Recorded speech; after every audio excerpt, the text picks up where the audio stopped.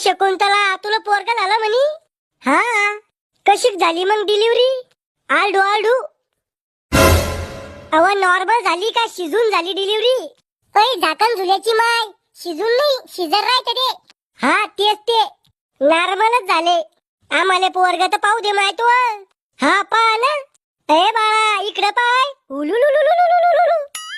हा ये कोण आहे? आणि ही बाई अशी काय करू राहिली? हुलुलुलुलु. पागल झाली काय? ऐ शंभड्या, निव्वळ तो बापावरच गेला. हा शंभड्या?